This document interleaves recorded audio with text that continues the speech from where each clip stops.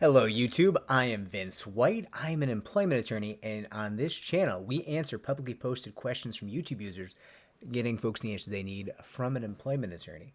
We have a question here today from Antonio Giannini, which is a baller name. I have to tell you, it's a very cool name. And Antonio asked us, do insurance companies often talk numbers with the company's attorney and then take his word for if he says, let's do a certain amount? Specifically, workers' comp. So, Antonio, I'm going to answer your question, but I'm going to do a bad job because I'm not a workers' comp attorney. But it was a great question for my field, which is employment law. But I do think it's different in workers' comp. Generally speaking, I think it's a very different field in a number of ways. In my field,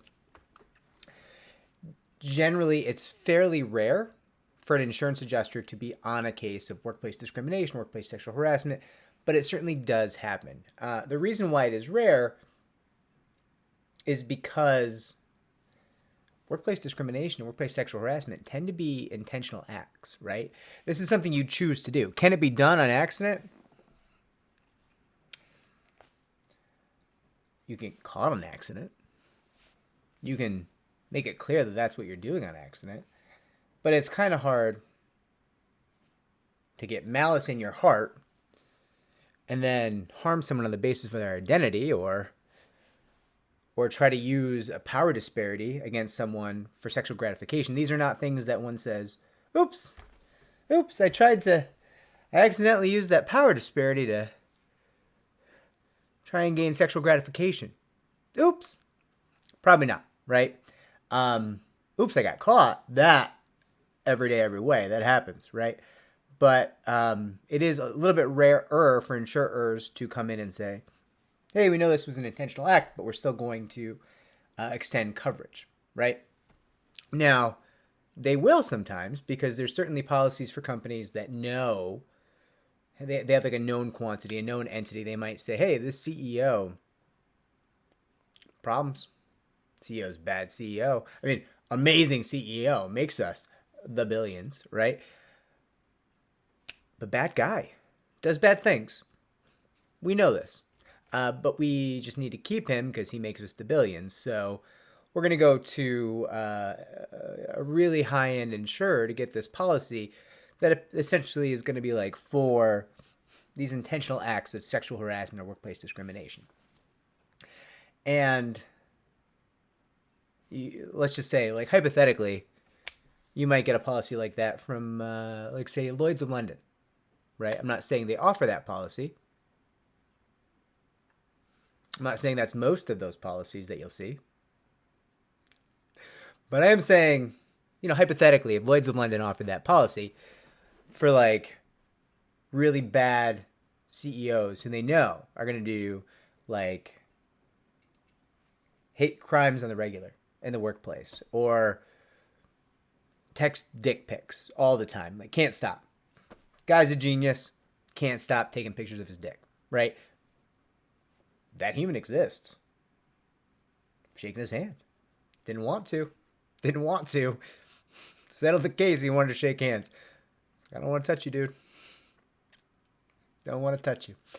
But it's for my client. I did it for my client. So,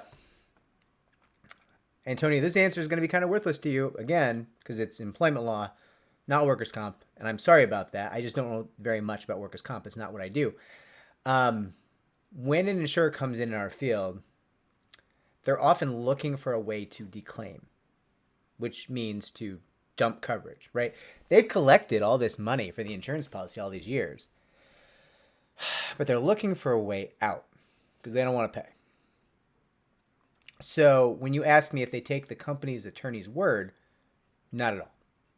Not even a little bit. Because there's not a unity of interest. The insurer wants to not pay.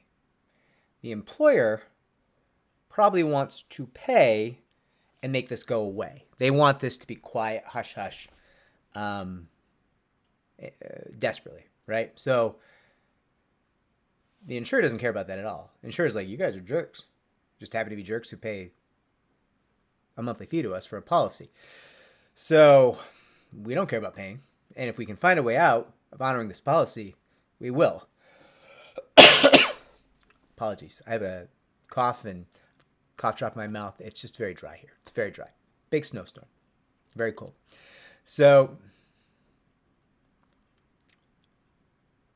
they're kind of at odds. Like, you'll come to a mediation and, there'll be the insurance adjuster and somebody from the company, the employer, and the employer's GC potentially, or their head of like employment litigation, depending on the size of the company, and then probably an outside counsel.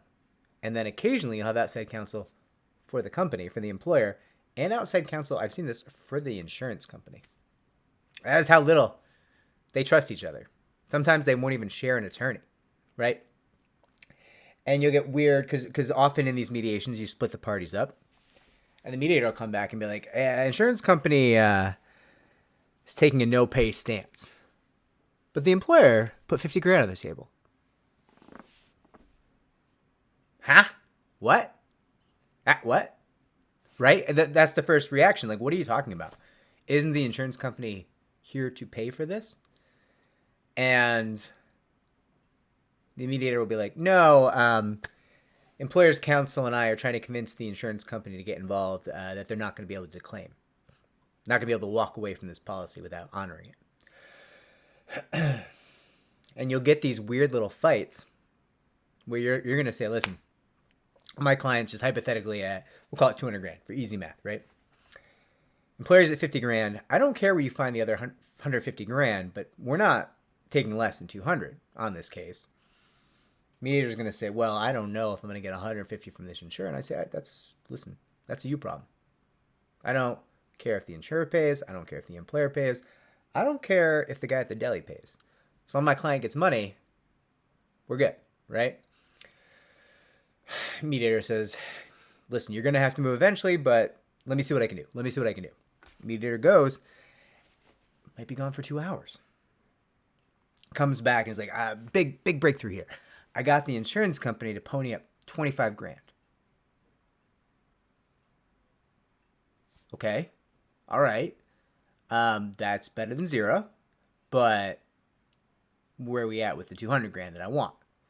Well, I got the employer to put up another $25,000 as well. So employer's at 75 now, insurance company is at 25. Okay. Well, that is better than zero. Again, it's also better than $50,000 where they were before, but we're at 200. Mediator says, listen, there's more to be gotten from both the employer and the insurance company. There's more. There's not $100,000 more. Your client tugs your sleeve. Can I talk to you privately?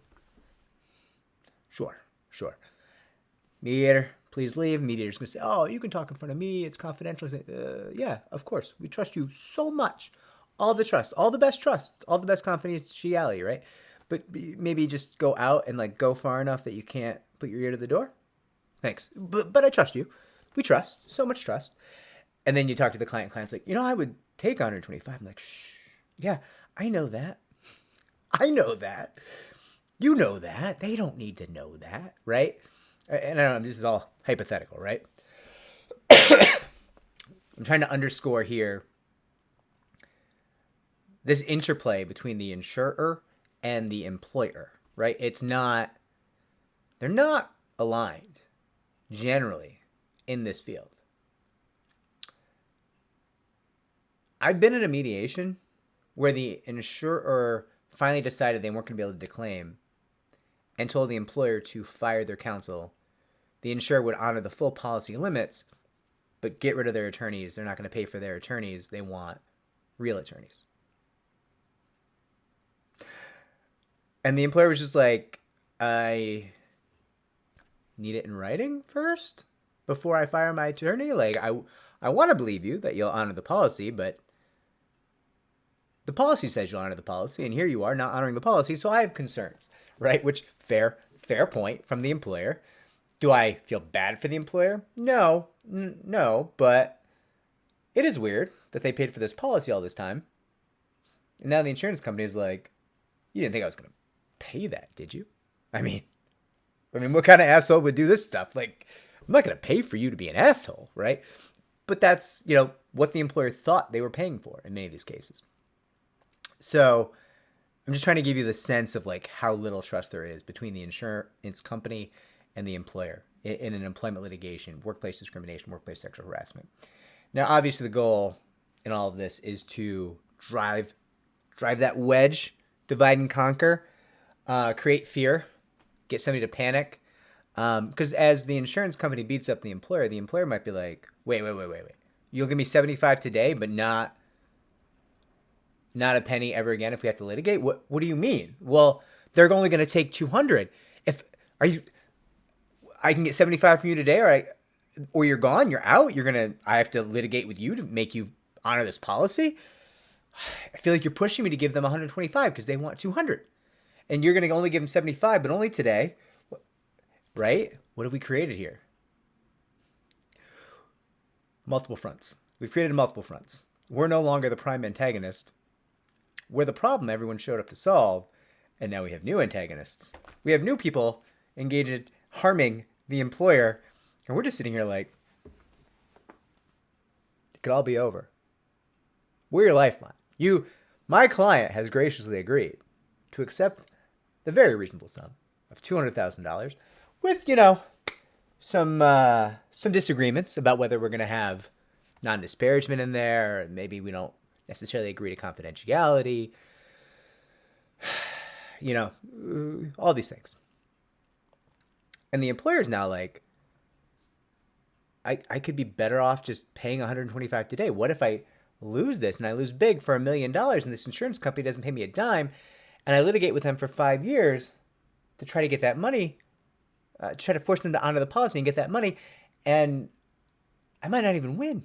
And how much did I spend? I spend $300,000 litigating with this insurance company, and not for nothing, these insurance companies pay attorneys pennies on the dollar because they have volume deals, right? Insurance companies will go to a law firm and be like, hey, you charge $500 an hour. We don't do that. That's not going to happen with us. But if you want to have, let's say, 50 attorneys packed out all year long, max billing, we could do that for you if you charge $125 an hour. Well, you have to abuse the hell out of those associates, those attorneys, make them work to make up the difference, pay them real light, right?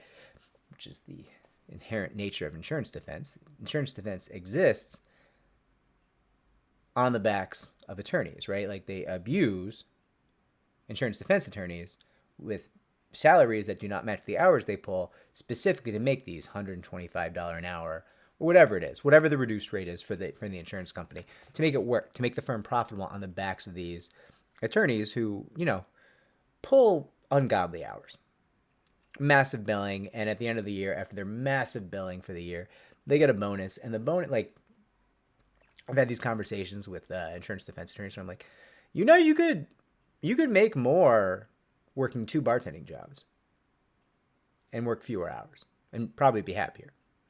And they'll just look at you like you're a jerk and like you're talking out of your ass, but like, do the math. Like, do the math. It is better to have 2 bartending jobs, I know, I worked in bars, than it is to work as an insurance defense attorney and work 80 hours a week. You will do better and you'll be happier. And you'll work few hours. Now, I digress. All of this, Antonio, is to say, no, the employer does not trust the insurer, and the insurer does not trust the employer, and they do not agree on how much each should pay, and they do not have a unity of interest, and where there is an insurance company, which is often not in play in our field, but when it is, things get complex fast, and in complexity lies chaos. You create chaos. I think it's from Game of Thrones. Chaos is a ladder, right? Chaos is it's going to really favor whoever thinks faster. That's what chaos is. Chaos is an advantage for the fastest thinker in a given situation. Which, if you're an employment attorney on the plaintiff side, sure as hell better be you. or get a new job. Like and subscribe if this video is helpful. Helps me to help more people just like you. Comment down below. Tell me that I'm an idiot for answering this question because it was about workers' comp. And I don't know jack about workers' comp. I just don't know anything about it. I can give you the names of some amazing workers' comp attorneys. Truly the best and brightest of their field. But I don't know anything about workers' comp, so I decided to answer this question in the context of employment law. And that was perhaps foolish, and tell me that down below. And remember, everybody wins. No, everybody works. Not everybody wins.